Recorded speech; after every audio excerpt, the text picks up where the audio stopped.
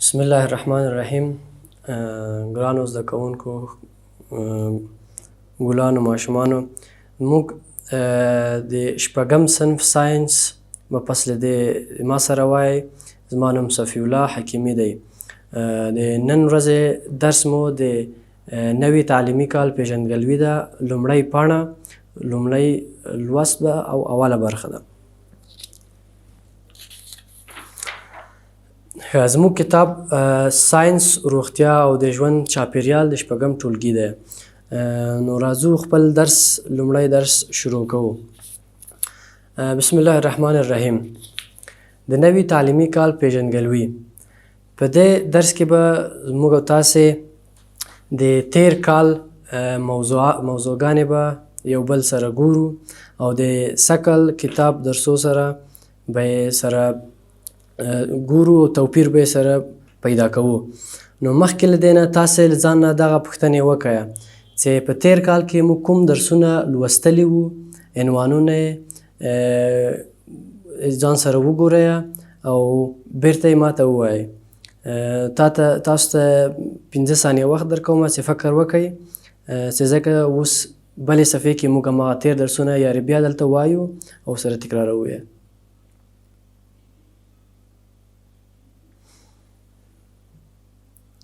ښه،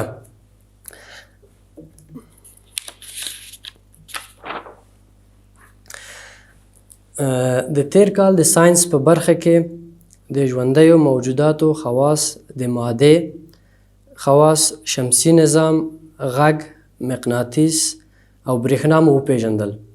سږ کال به د انسان د بدن داخلي سیستمونه، ماده او ډولونه، حرکت، قوه او انرژي زده کړو. د روغتیا په برخه کې په تیر کال کې مو میکروبونه، پرازیتونه او مخدره یا نشهیي توکي ولوستل. سږ کال به د ساري ناروغیو لاملونه، مخدره توکي او ناوړه اغیزې ولولو. د ژوند چاپیریال په برخه کې په تیر کال کې مو اقلیم، اوبه او هوا زده کړل. سږ کال به طبیعي زیرمې زده کړو. د هر لوست په اړه د درسي مرسته کوونکو او چاپیریال مواد د برابرولو لپاره په ګډه هڅه وکړئ او په دې په فعال ډول برخه واخلئ. ښه، دلته موږ د تیر کال درسونو یو تکرار کوو. موږ په تیر کال کې کوم درسونه لوستلي وو، دلته موږ ته عنوانونه راکړي دي، خو زه به لنډ معلومات تاسو ته درکم. د ژوندیو موجوداتو خواص. ژوندي موجودات څه خواص لري، کوم فعالیتونه لري، په دې باره کې موږ تاسو بحث کړی ده. کوم هغه خواص؟ موږ تیر کال د انسان د موجوداتو د خواصو په باره کې وغږېدلو چې انسانان کولی شي شیان حس کړي، خوړل وکړي، وګرځي، حرکت ولري او همدارنګه نور د انسانانو او د حیواناتو او د نباتاتو د ژوند خواص په باره کې بحث وکړ. وروسته له هغې په بل څپرکي کې د مادې خواص په باره کې بحث وکړ چې مادې څه خواص لري. لومړی مو وویلې چې مادې 3 حالته لري: جامد، مایع او ګاز. جامدات هغه مواد وو چې دوی مالیکولونه او دوی ذرات یو بل سره ډیر نږدې دي او حرکت نه لري، هیڅ حرکت نه لري، او د دوی د مالیکولونو په منځ کې ډیر کلک روابط دي چې دوی شکل ثابت ساتي. وروسته مایعات دي. مایعات د مایعاتو د مالیکولونو په منځ کې د قوت د جذب کمه ده، نو ځکه روان دی او شکل هم ثابت نه دی. د هر کانتینر یا هر شکل ته چې ورواچوو مایعات د همغه شکل نیسي. او بل مو وویلی چې دریم حالت ګاز دی.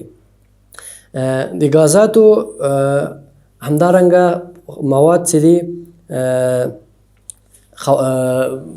مالیکولونه چې دي د یو بل نه ډېر لرې دي، بیخي زیات لرې دي، هېڅ اړیکې یو بل سره نه لري، نشي کولی چې یو بل سره نږدې ونیسي. نو ځکه د یو بل نه لرې او شکل هم نه لري. نو هر څومره غټ کانتینر یا یو شکل چې ورته راوړو په هماغه کې ځان نیولی سي.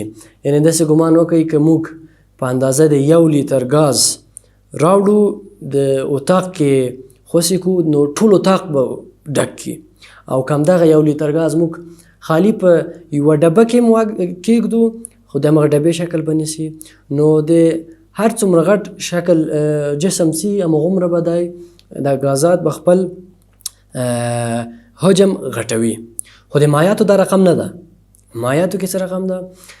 یو ګیلاس که ته ورکې اوبه ورته واچوې همغه 1 لیتر به د 1 لیتر جای نیسي. خو که بل شکل ته یوسې، مثلا یو کاسه یو قاب کې یو مرتبان کې واچوې هلته دغه شکل نیسي، خو همغه 1 لیتر به یې اضافه کېږي نه. او جامدات څه رقم و؟ جامدات بل شکل نه نیسي، اما خپل ثابت شکل ده، یا به 4 کنجی یا به اوږدي یا به ګردي، بدلولی نه سو. ښه، په بل څپرکي کې مو د شمسي نظام په باره کې وغږېدلو. شمسي نظام کې مو ولوستله چې زموږ شمسي نظام له 9 سیارو او یو ستوري نه جوړ شوی دی. هغه کوم ستوری ده؟ آفرین، لمر. زموږ شمسي نظام له لمر او 9 نورو سیارو نه جوړ شوی چې د غولو جملو نه یوه سیاره زموږ ځمکه ده، چې موږ په دغه ځمکه کې اوسو، ژوند کوو، معیشت کوو، او همدارنګه نور حیوانات نباتات پکې ژوند کوي. همدارنګه موږ نور سیارې لرو چې له هغو نه مشهوره یوه اوس مریخ ده چې خلک ډېره هڅه کوي چې هلته ځان ور ورسوي، او په دغه نږدو وختونو کې د غربي نړۍ داسې پروګرامونه ورته تیار کړي دي چې انسان حتی وکولی سي هغه سیارې ته ورسوي. نو زموږ شمسي نظام کې 9 سیارې دي او یو ستوری ده چې ستوری لمر ده، او پاتې نور ستوري له هغو نه مشهورې ځمکه، مریخ او داسې نور دي. فرق د سیارې او د ستوري هم مو درته ویلی و. فرق یې څه و؟ فرق یې دا ده چې ستوري له خپل ځان نه وړانګې تولیدوي، تشعشع لري، خو سیارې چې دي هغه رقم نه دي. اوس لکه دا ځمکه نسي کولی چې وړانګې تولید کړي، خو لمر په منځ کې داسې مواد دي چې یو بل سره سوځي او موږ تاسې ته رڼا راکوي، او همدارنګه نورو سیارې ته رڼا او وړانګې ورکوي. نو فرق باید تاسې پوه شئ چې سیاره او ستوری په څه کې ده. په بل څپرکي کې مو د غږ په باره کې وغږېدلو. غږ څه ده او څه رقم کار کوي؟ غږ یو موج ده، صحیح ده، د موږ حنجرې نه تولیدیږي او بل سړي ته، بل مخاطب ته دغه په غوږ کې داسې سیستمونه دي چې هغه امواج بیرته جذب کوي. نو غږ ډېر مهمه ده چې موږ تاسې باید پرې پوه سو. او وروسته له هغې مو د مقناطیس په باره کې بحث وکړ. مقناطیس هغه څه ده چې د وسپنې کوچنۍ ذرې ځان ته جذبوي. وسپنې کوچنۍ ذرې ځان ته جذبوي. مقناطیسونه هم څو رقمه دي، یو دایمي مقناطیسونه دي، یو موقتي دي. د موقتي مقناطیسونو یو بیلګه یې دغه د برق لاین ده. تاسې قطب نما راواخلئ او د برق لاین ته، یو ډبل لاین چې برق ولري، هغه ته یې ورنږدې کړئ، وګورئ چې د قطب نما اشاره بدلیږي. دغه موقتي مقناطیس ده. وروسته موږ تاسې د هغه د برېښنا باره کې مو بحث وکړ. برېښنا خو ډېر مهم شی ده، موږ تاسې ټولې پېژنو. هر شی، هر سامان چې اوس موږ تاسې په کور کې لرو اکثره یې په برق باندې او په برېښنا باندې موږ ته کار کوي. خو سږکال به د انسان د بدن داخلي سیستمونو په باره کې وغږېږو. داخلي سیستمونه لکه د هاضمې سیستم، تنفسي سیستم، اطراحیه سیستم، د ټول په باره کې به غږیږو چې زموږ بل درس هم همدغه هاضمې درس سیستم دی. ماده او ډولونه یې د ماده په باره کې به بیا یو تکرار بحث لرو او ډولونه به یې ښه په معلومات په زیاتو معلوماتو ولولو. وروسته به حرکت په باره کې غږیږو چې ژوندي موجودات څنګه حرکت کوي، څنګه یې دوی حرکت په کومو فرمولو باندې موږ پیدا کولی سو، او همدارنګه قوه او انرژي زده کوو. قوه چې ده، قوه د یوه جسم د تحرک یو سبب ده، او انرژي چې ده، انرژي د یو کار د کولو توان ته وایو. صحیح ده؟ دا به موږ پس له دې لولو. د روغتیا په برخه کې موږ میکروبونه او پرازیتونه او طفیلي شیانو په باره کې وغږېدلو. همدارنګه د مخدره پرازیت او میکروب چې ده، پرازیت ضربیني موجودات دي چې د ناوړه جسمي او روحي اغېز سبب کیږي. ناوړه جسمي او روحي اغېز سبب کیږي. ډېر وړوکي ضربیني موجودات دي میکروبونه او پرازیتونه چې کله تاسې وجود ته در دننه سي نو ډېر غټ تاوانونه مو تاسو ته ورسوي. او همدارنګه مو د مخدره توکو په باره کې وغږېدلو چې خلک څنګه په دو روږدي کیږي او څومره خطرناک ژوند او څومره حبس ژوند به هغو خلکو ته ور په نصیب کوي. سږ کال به د ساري ناروغیو په باره کې وغږېږو چې اوس مهال تاسې وینئ چې د ساري ناروغۍ ډېرې زیاتې سوي دي. دا یوه بېلګه خو دا اوس فعلا موږ تاسې وینو د همغه له کبله موږ نشو کولی له ذهن سره درس ولولو. دغه ساري ناروغۍ ده، د په باره کې به ښه مفصل معلومات درکو چې څنګه وغږېږو، چې څنګه وکړو چې د دغو ناروغیو نه ځان بچ کړو.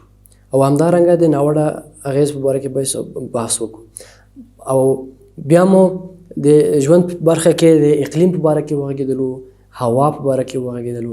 سږ کال به طبیعي زیرمې لولو. موږ ملک د خدای نعمت ډېر زیات دی پکې، طبیعي زیرمې ډېرې زیاتې دي پکې. که موږ تاسې وکولی سو دغه طبیعي زیرمې استخراج کړو نو موږ به ډېر بډایه ملک به واوسو. نو دغه و د موږ د نن ورځې درس. تاسې دغه سوالونه د ځان سره وګورئ او دغه سوالونه یې ځان سره حل کړئ. په بل درس کې به زه د دغو سوالونو او د درس به تکرار کړم او دغه سوالونه به زه بیا تاسو ته حل کوم. ډېره زیاته مننه. خدای په امان.